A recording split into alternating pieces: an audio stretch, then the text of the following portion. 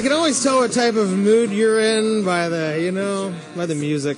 It's always, if it's a Monday, I know what kind of weekend you had. What kind of weekend you have, buddy? It was all right. How about yours? It was good. Yeah, other than good. the miserable loss yesterday. Well, Next week. time to move on to the future, I Time to guess. move Yeah. on. So for another day. A lot of people do have different ups and downs in the real estate market and in their weekends. And, a lot seems to be going on. Actually, I was just down in the South Lake Union area today, and that sure seems to be having a big upswing. Man, is that a vibrant area. We are here today. Javila Schelhorn-Creer joins us for the first time.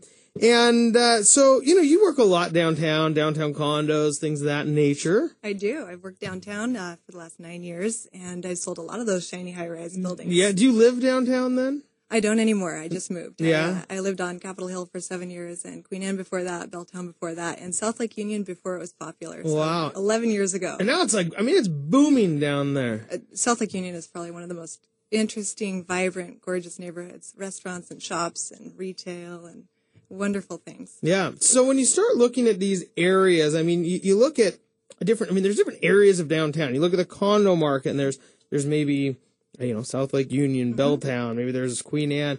Do they kind of follow similar trends? Are they different in different areas? Well, sure. All of downtown follows a similar trend to most of Seattle's real estate market. It's an isolated market, so it's landlocked. It can only grow up. A lot of the condominium buildings downtown are high-rises, whereas if you get out to Queen Anne or Capitol Hill, you'll find low-rise, mid-rise buildings mixed in with single-family homes. But right downtown, it's really just the condominiums. There's not a single-family home to be found there. And so what is that inventory like? If you just have these downtown areas and you have maybe just building by building, does it change also? Absolutely, yeah. Different buildings have different stories and histories, and they have different things going on behind the scenes. Some are wrapped in plastic, some aren't. Wrapped in plastic. Yeah, exactly. Some have great financial budgets. Some of them have completely different approaches where they look to keep dues really low and then have assessments whenever a major maintenance item comes along. Really? Uh-huh. So these are all things that you kind of have to think about if you're going to buy downtown. These are, I guess, some pretty big pieces of the puzzle that maybe a lot of people miss. Well, yeah, exactly. You want to go in and you want to just love the home that you're in, right? And see the big shiny windows and look out and have a view and have a gourmet kitchen and walk down the street and have a beautiful cup of coffee. But when you're buying the condo, you really need to make sure that you're buying the right investment too. You need to make sure that the building's going to support your financial beliefs. You need to find that the management company goes along with how you would want your property being maintained, because Sure. you're really owning something with a lot of other people. It's not just you in the home. So let's talk a little bit about it, because you have these condos downtown. Mm-hmm. And so is the inventory low like it is in other places? Mm-hmm. Yep, we have about 3.5 months of inventory right now.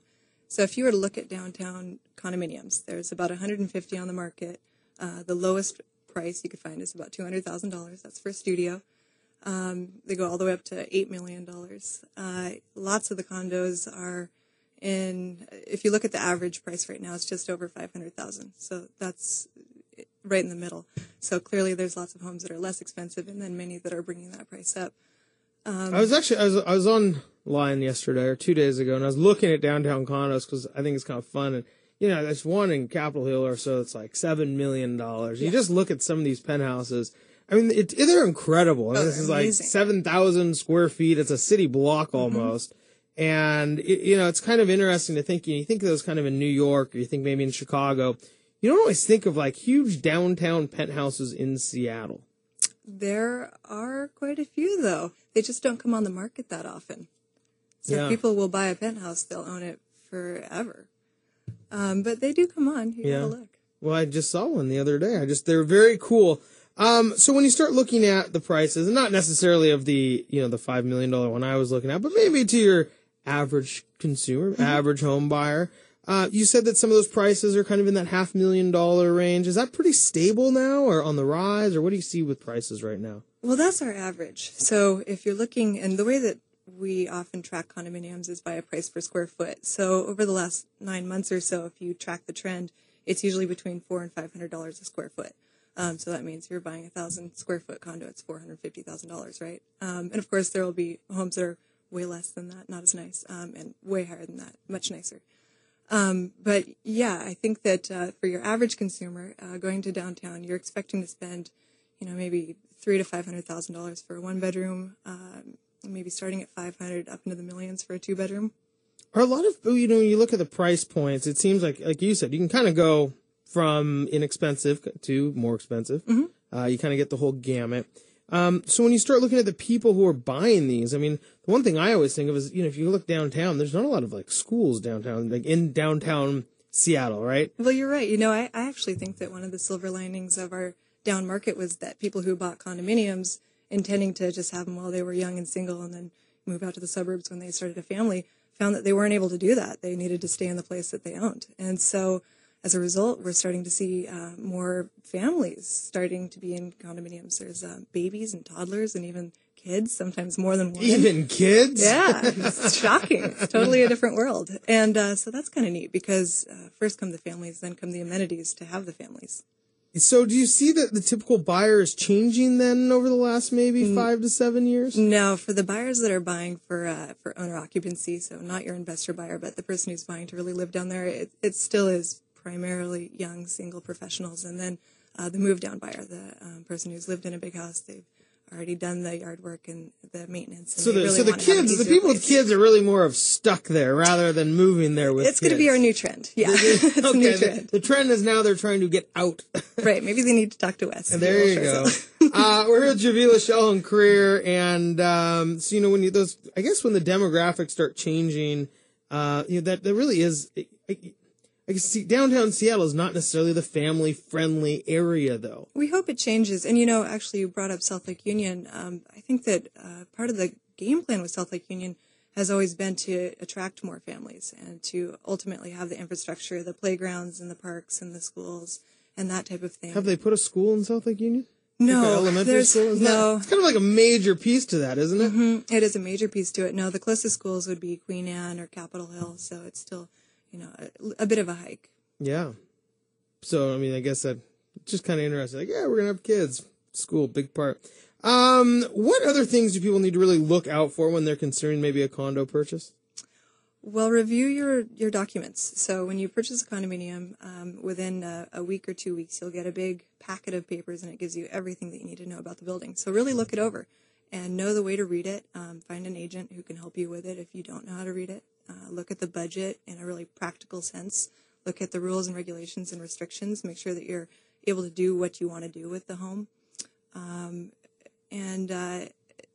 Really look at the building itself, not just the home. And doing that, I guess, one of the big things that we always talk about here on our show is not trying to do that on your own. because how many pages are some of these packets that you might get? Hundreds to thousands. So, for hundreds to thousands, where I think the average person reads like a quarter of a book a year, which wouldn't even translate to 1,000 pages, right? Right. For a lot of people, trying to do that on your own is not probably very advisable. Maybe reading it and having somebody help you with it also. Well, and finding an agent who knows how to read that type of thing. Different agents have different specialties. So an agent who really focuses on condominiums will know just what they're looking for. They'll know, often they'll know the property management companies. Often they'll know the building. They'll already have sold or listed homes in the building so that they can speak intelligently about what the history has been. Having someone who has that knowledge is way easier than trying to figure it out on your own. I would imagine. Like you said, somebody who has a relationship with that building in some ways. You'd know if 3 years ago there was a major issue, and you might know the finances better. And you might know what's happened since then. Sometimes it goes way uphill, sometimes it goes downhill, and you can't tell just by looking at it. So having someone who has that experience is key. It really is. So kind of like, with these 1,000-page documents, you can't judge a book by the cover. You got to actually read through it. Right. All right. Well, it's good. It's good to know. And downtown condos I think everybody has that fun thought about, gosh, it'd be cool to live downtown, and whether people live, outside of downtown or not. It is cool to live downtown. Yeah. I think a lot of people would agree with you. Yeah. Well, thanks so much for joining us. We do have to go to break. When we come back, it's Monday. So we're going to talk mortgages with Ryan Leopold of Cobalt Mortgage. We'll be right back after this break.